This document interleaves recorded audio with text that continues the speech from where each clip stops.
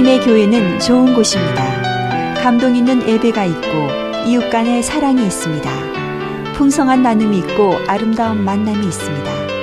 하나님이 주신 사명이 있는 곳, 성령의 권능이 함께하는 곳, 방황하는 영혼들의 구원의 방주가 되기 위해 믿음과 말씀 안에서 오늘도 빛과 소금의 역할을 다하고 있습니다. 가까운 교회에 나가셔서 예수님을 만나보세요. 꿈과 소망이 있는 밴쿠버 중앙장로교회.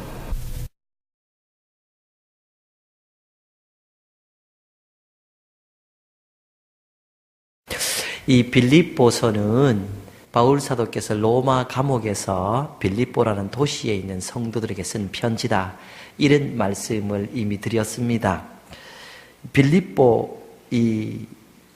빌립보라는 도시는 마게도냐, 즉 지금 그리스 지역의 한 도시입니다.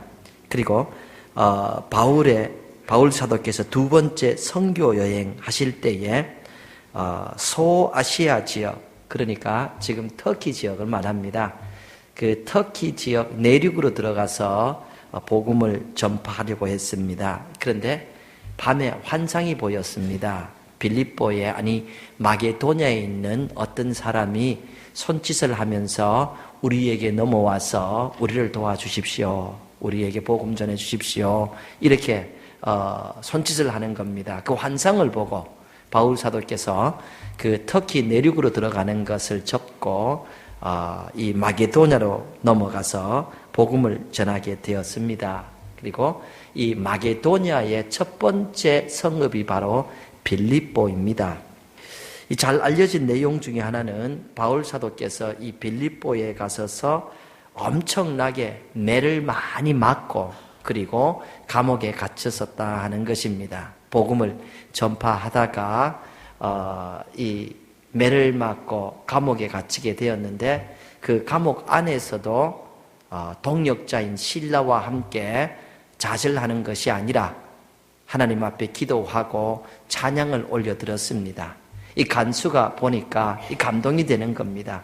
저렇게 얻어 터지고 저렇게 감옥에 있으면서도 찬양을 드리고 기도하네, 저 사람들은 어떤 사람인가, 이런 생각을 하게 되었죠.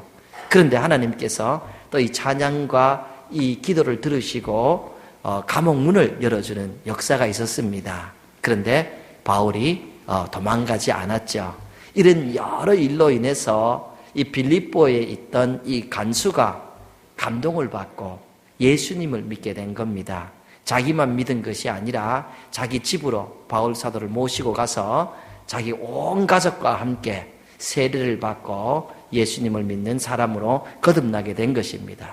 이 빌립보에는 루디아라는 자색 옷감 장사를 하는 여성이 있었는데, 이 여성이 사실은 처음으로 바울 사도에게서 복음을 받고 세례를 받고 자기만 받은 것이 아니라 자기의 온 가족도 세례를 받고 예수님을 믿게 했습니다. 그리고 이제 이방인이었던 이 간수가 가족과 함께 예수님을 믿게 되어서 교회가 활발하게 된 것이고, 빌립보에 있는 교회는 그렇게 시작된 것입니다. 그러니까 이 빌립보에 있는 성도들과 바울 사도는 이런 배경 때문에 서로를 향한 애정이 아주 깊었습니다. 사람들이 바울 사도의 그 사역을 돕지 않고 선교를 외롭게 할 때에도 빌립보에 있는 성도들은 우리 바울 선생님 하면서 헌금을 몇 번이나 하고 그리고 선교 헌금으로 후원했던 그런 교회입니다. 이렇게 애정이 많은 관계를 가지고 있는데, 어느 날 이 빌립보 성도들이 소문을 듣다 보니까 사랑하는 바울 선생님께서 로마에 있는 감옥에 갇혔다 하는 것입니다. 그리고 이 감옥에 갇혀 계신데 아무도 돕는 사람이 없다는 것입니다. 그러니까 이 빌립보 성도들이 우리 선생님 지금 고생하신다, 우리 선생님 지금 어떻게 하나, 그리고 재판 잘못되면은 사형당하실 수 있다는데 이거 어떻게 하나 하고 걱정이 많은 거예요. 그래서 우리가 빨리 헌금을 해서 우리 선생님 도와야 된다, 이렇게 해서 빌립보 성도들이 헌금을 한 겁니다. 그런데 헌금을 가져갈 사람은 찾기가 쉽지 않은 겁니다. 지금은 아프리카까지도 비행기 타면 하루 이틀에 다 갈 수가 있습니다.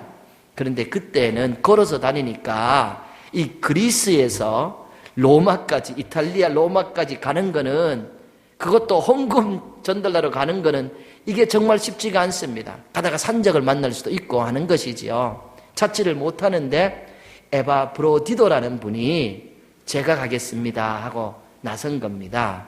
에바 브로디도는 아마 퇴역한 군인이 아니었나 그런 주장을 학자들이 합니다. 왜냐하면 이 빌립보는 로마 군대에서 이렇게 군인으로 활동을 하다가 퇴역한 사람들이 많이 사는 곳입니다.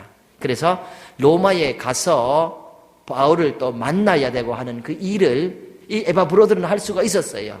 먼 길을 자기가 가겠다고 발렌티어 한 것이고, 그리고 에바 브로드는 그 헌금을 가지고 그리스에서 로마까지 간 것입니다. 어느 날 이 바울 사도께서 감옥에 앉아 있다가 또 보니까 안녕하세요 하고 들어오는 사람이 에바 브로디도예요. 그러니까 바울 사도께서 에바 브로드 선생님 여기까지 어떻게 오셨습니까? 어떻게 오셨습니까? 하니까 에바 브로드 선생님께서 바울 선생님께서 이렇게 감옥에 갇혔다 소리 듣고 빌립보에 있는 성도들이 너무 걱정이 많습니다. 그리고 성도들이 헌금을 모아서 전달해달라고 해서 제가 이곳에 왔습니다. 이렇게 하는 거예요. 그러니까 이 바울 사도께서 얼마나 감동이 많았겠어요. 외롭게 그 감옥에 있고 아무도 도와주려고 하지 않는데 빌립보라는 그 먼 그리스에서 에바 브로디도가 성도들 헌금이라 가지고 이렇게 온 겁니다. 예, 선생님 걱정한다고 감동이 된 거예요. 그래서 바울 사도께서 편지를 쓰는데 그 편지의 여러 이유 중에 하나는 바로 자기를 향한 깊은 애정이 있는 그 빌립보 성도들을 위로하기 위해서 그래도 나 괜찮습니다. 걱정하지 마십시오. 그런 위로하기 위해서 쓴 것이 바로 이 빌립보서다라는 말씀입니다. 그래서 오늘 본문 말씀이 그 내용 중에 일부분이죠. 이렇게 이야기하십니다. 형제들아, 내가 당한 일이 도리어 복음 전파의 진전이 된 줄을 너희가 알기를 원하노라. 내가 당한 일이 무엇인가? 억울하게 감옥에 갇힌 겁니다. 근데 이 억울하게 감옥에 갇힌 것 때문에 오히려 복음 전파의 진전, 복음 전파에 도움이 되었다. 이 이야기를 하고 있습니다. 어떻게 진전이 있었는가? 13절 내려가 보시면, 이러므로 나의 매임이 그리스도 안에서 모든 시위대 안과 그 밖에 모든 사람에게 나타났으니, 그 영어로 보면 문장이 딱 끊겨졌습니다. That I am in chains for Christ. Everybody knows that I am in chains for Christ. 이런 내용이죠. 내가 이렇게 묶여 있는 것은 예수 그리스도를 위해서 묶여 있다는 것을 이 팔레스갈 황제 시위대들도 다 알고 다른 사람들도 다 알게 되었다. 이렇게 이야기합니다. 여러분, 요즘 어떤 유명한 목사님이 감옥에 가게 되었다. 이러면은 사실 부끄러울 수 있습니다. 성도들이, 아니 그분이 어떻게 무슨 짓을 해서 저 감옥에까지 가시나? 이 얼굴을 못 들겠다. 이렇게 생각할 수 있죠. 그런데 알고 보았더니 그분이 무슨 부끄러운 일을 해서 감옥에 간 것도 아니고, 무슨 사기를 하거나 다른 사람에게 이 부도덕한 일을 해서 간 것이 아니라 복음 전하다가 억울하게 갔다 이거예요. 복음 전하다가 억울하게 가셨구나. 이것을 알고 나면 성도들이 오히려 그럼 그렇지, 목사님께서 정말 주님 안에서 복음 전하다가 감옥에 갇혔구나, 이 생각을 하면은 오히려 더 담대하게 되는 것이죠. 당시에 이 바울 사도는 세계적인 분이죠. 이 세계적인 전도자가 이 로마 감옥에 압송됐다는 거예요. 그러니까 로마에 있던 성도들이, 아니 세계적인 전도자인 바울 선생님께서 무슨 잘못을 해서 감옥에 갇히나, 이런 생각할 수 있습니다.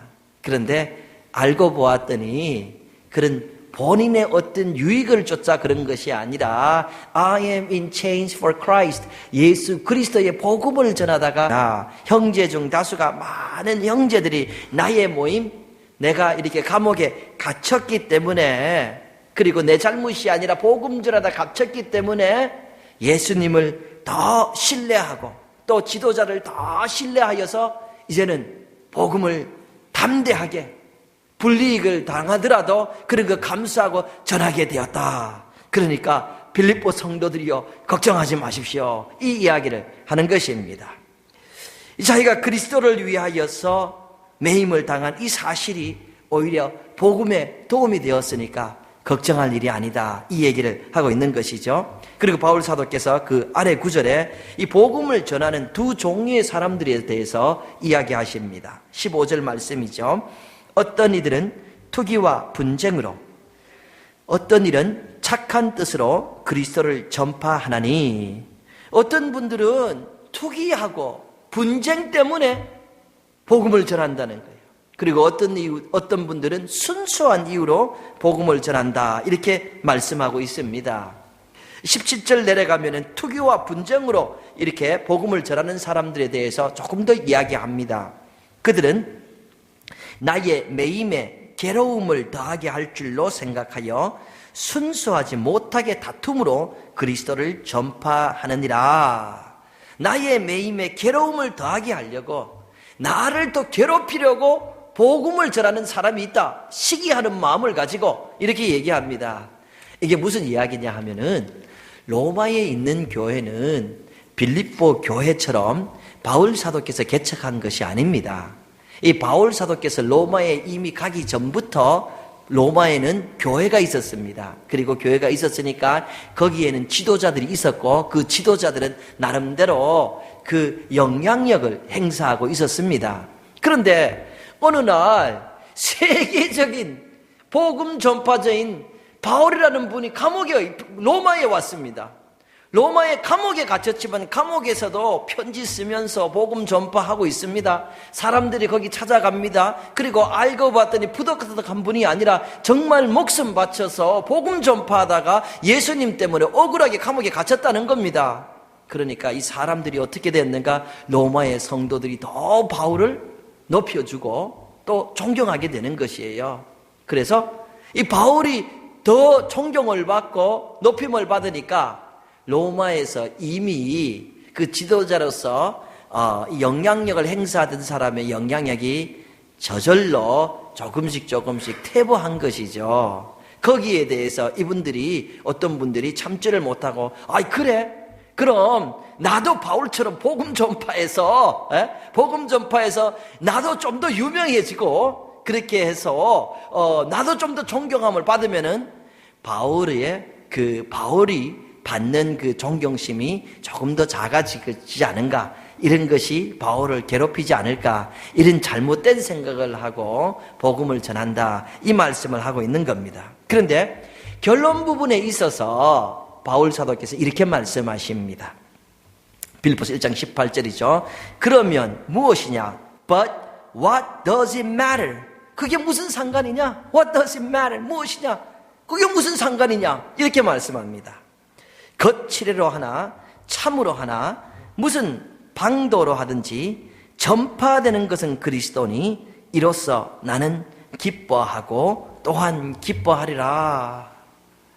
사람들이 시기해서 나를 괴롭히려고 복음을 전파하든지 아니면 순수한 목적을 가지고 전파하든지 예수 그리스도께서 전파만 되면은 나는 기뻐한다. 나는 또 기뻐한다. 이렇게 이야기하고 있는 것입니다. 여러분, 위에서 말씀드렸듯이 바울 사도께서 빌립보 성도들에게 편지한 이유 중 하나는 바로 이분들을 위로하기, 너무 걱정을 하니까 위로하기 위한 것입니다.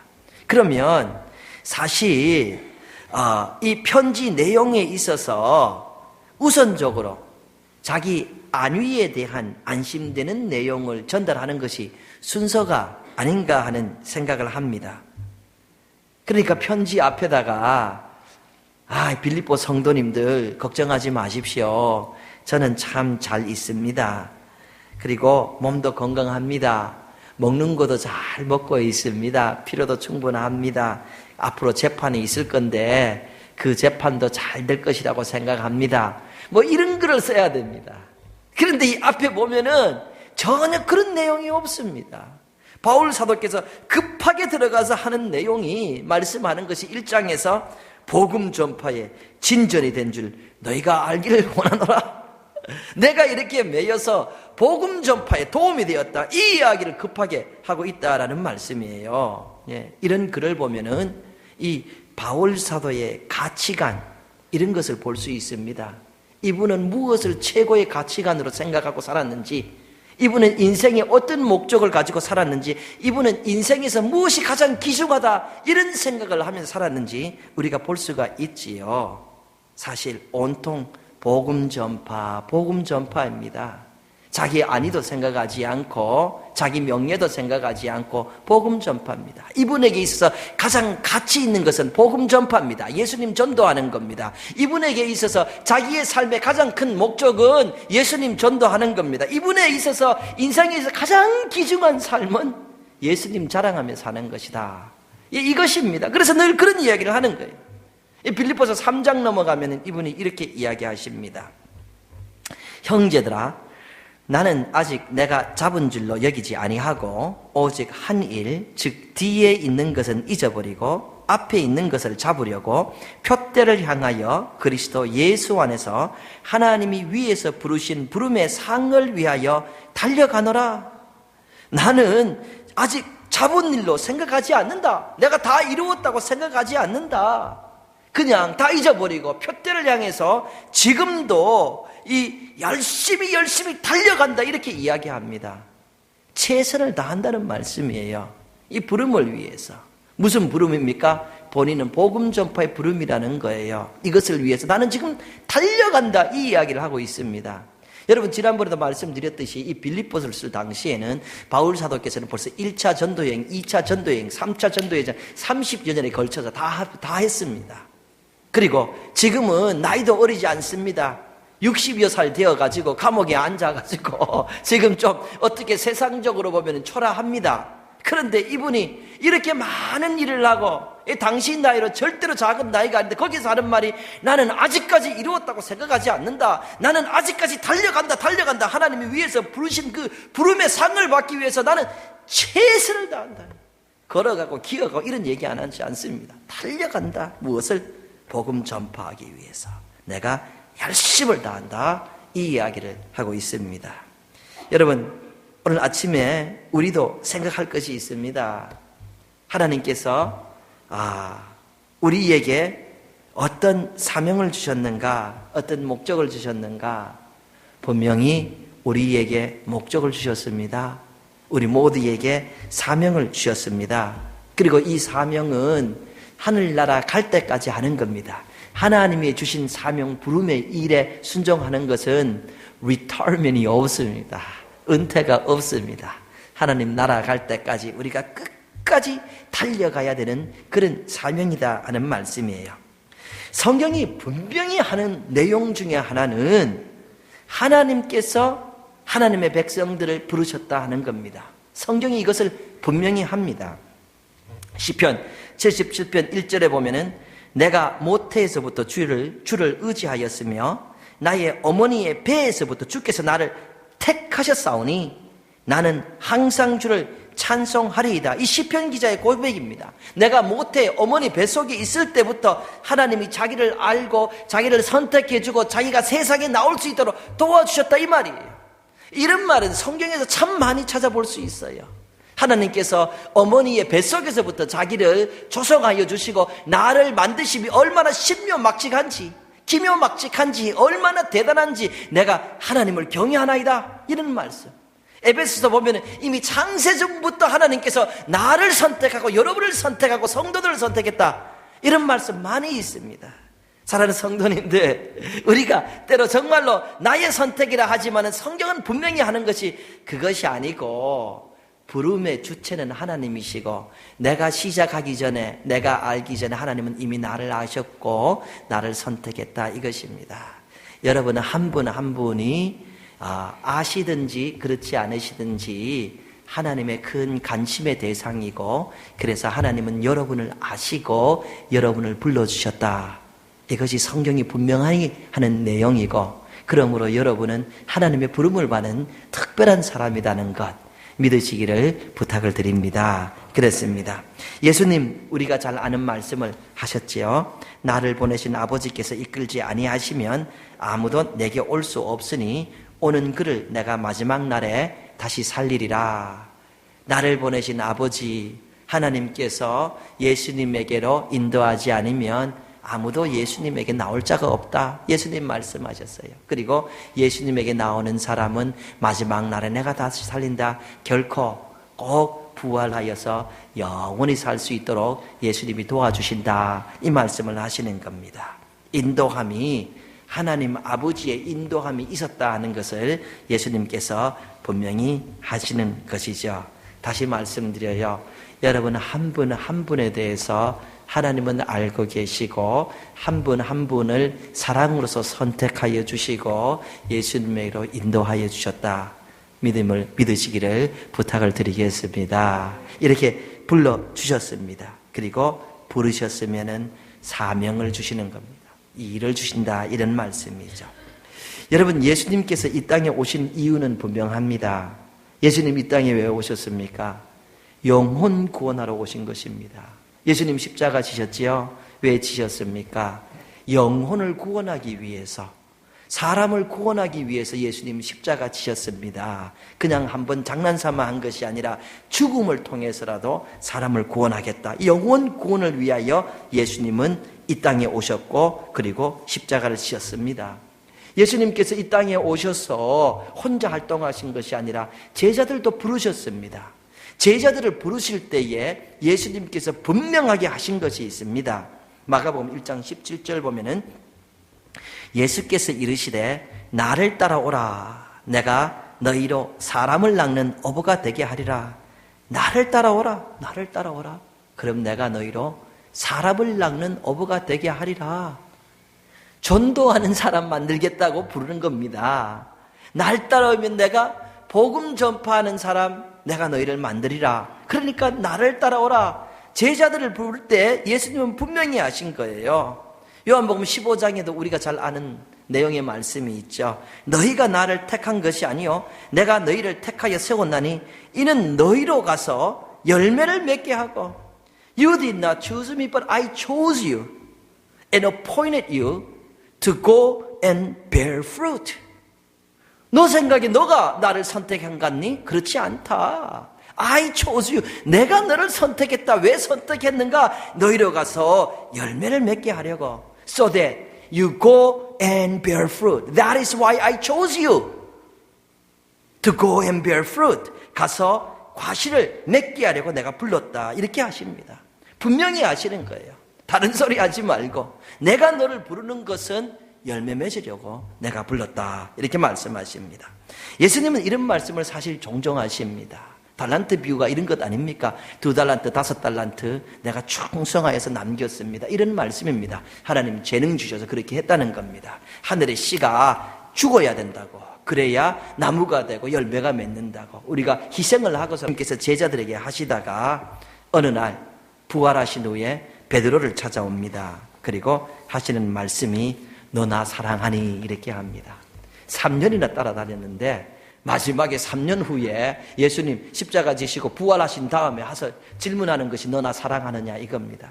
그러니까 베드로가 대답하기를 주님께서 아시나이다. 주님께서 말씀 넘겨주세요. 예, 주님께서 아시나이다. 그러니까 내 양을 먹이라. 예수님이 같은 질문을 3번 하시죠. 너 나 사랑하니? 예, 주님 사랑합니다. 내 나 양을 먹이라. 여러분 이것은 주님 훈련의 절정입니다. 주님 훈련의 마지막 질문은 다른 것이 아니라 너나 사랑하니 아니니입니다. 오늘 하나님 앞에서 훈련받고 말씀 보는데 주님 사랑하는 것이 이것이 최고의 관문입니다. 그리고 내가 주님을 사랑합니다 하면은 예수님께서 최고의 명령을 주십니다. 그럼 내 어린 양 먹이라. Feed my lambs. Take care of my lambs. 내 양을 치라. 내 양을 먹이라. 이런 것입니다. 주님 주신 최고의 훈련은 예수님 사랑하는 것이고요. 주님 주신 최고의 명령은 예수님의 양을 먹이는 겁니다. 다른 말씀 아닙니다. 가서 전도하여서 하나님 사람, 영원히 구원되는 사람으로 되게 하고, 그리고 가만두면 어려우니까 돌봐주는 사람이 되어라. 이것을 바로 주님께서 마지막 순간까지 분명히 하셨죠. 그리고 하늘나라 가시기 전에 제자들을 모아놓고 하신 말씀이죠. 너희는 가서 모든 민족으로 제자를 삼아 아버지와 아들과 성령의 이름으로 세례를 베풀고 내가 너희에게 분부한 모든 것을 가르쳐 지키게 하라. 볼지어다 내가 세상 끝날까지 너희와 항상 함께 있으리라. 복음 전파합니다. 복음 전파할 때에 내가 세상 끝날까지 함께 있으리라 하니까 이 제자들이요, 함께 있으라 하는 말씀에 궁금증이 생겨요. 세상 끝날까지. 그래서 질문하는 것이, 그럼 세상 끝날 때가 언젠데요? 그러니까 예수님 다시 오셔서 예수님 나라가 이 땅에 완벽하게 실현이 되고, 그래서 우리가 한 자리 할 수 있는 그때가 언젠데요? 질문하는 겁니다. 예수님께서 대답하시죠. 그런 건 너희 알 바 아니다. 너희 그런 거 신경 쓰지 말라. 이렇게 하시고 예수님께서 이 땅에서 하신 마지막 말씀을 하십니다. 성령이 너희에게 임하면 너희가 권능을 받고 예루살렘과 온 유대와 사마리아와 땅끝까지 이르러 내 증인이 되리라. 이 사도행전 1장 8절 말씀이 예수님께서 이 땅에서 하신 마지막 말씀입니다. 이 말씀을 마치자마자 예수님은 하늘나라로 가셨다는 것이에요. 제자들 생각해, 마지막 때가 언제입니까? 저희 한자리 할 때 언제입니까? 했더니 예수님께서 하시는 말씀, 그런 거 좀 신경 쓰지 마라. 오직 성령이 임하여서 내 증인이 되는 것, 이것을 알라라는 것입니다. 여러분, 성령 받으면 이렇다 저렇다 이런 얘기를 하시지 않고요.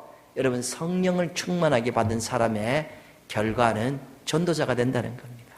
성령은 하나님을 믿는 모든 사람으로 하여금 복음 전파하는 사람, 전도자로 만드는 것입니다. 그래서 오늘 내가 성령 충만해서, 내가 충만하다 그러고 말도 그런 얘기를 하고 언어도 다 그렇게 거룩한 언어를 사용하는데 예수님을 증거하는 삶이 보이지 않는다면 그것이 성경과 지금 상충되는 얘기입니다. 예수님이 우리에게 마지막 유언으로 가르쳐 주신 말씀은 성령 받은 사람은 내 증인이 된다. 이 말씀을 하시고 그리고 하늘나라로 가셨다 하는 것입니다. 주님, 다시 말씀드려도 예수님도 온통 영혼구원입니다. 이 땅에 오신 이유도 영혼구원이고 제자들을 부르신 이유도 영혼구원이고 마지막 명령도 너희는 가서 모든 족속으로 제자를 삼아야 된다. 주님 마지막 때가 언제입니까? 그런 거 신경 쓰지 말고 성령 받으면 내 증인 된다. 제자 삼아라. 복음 전하여라. 이렇게 말씀합니다. 오늘 본문 말씀 바울 사도에게로 돌아옵니다. 바울 사도도 이 사실을 알았습니다. 예수님께서 자기를 불러주신 그 목적은 영혼 구원이었다 하는 것입니다. 그래서 참 감옥에서 아주 어려운 형편에 있었지만 복음이 전파되므로 이렇게 이유 저렇든 이유 시기심이든지 순수하든지 복음이 전파되면 이에서 내가 기뻐하노라. 이렇게 신앙을 고백했던 것입니다. 우리 성도님들, 우리를 부르신 가장 귀중한 이유 중에 하나는 영혼 구원입니다. 여러분, 제가 이유 중 하나라고 했습니다. 하나님께서 우리를 불러주신 것은 영혼 구원만이 아니지요. 우리가 예배하는 삶도 살아야 됩니다.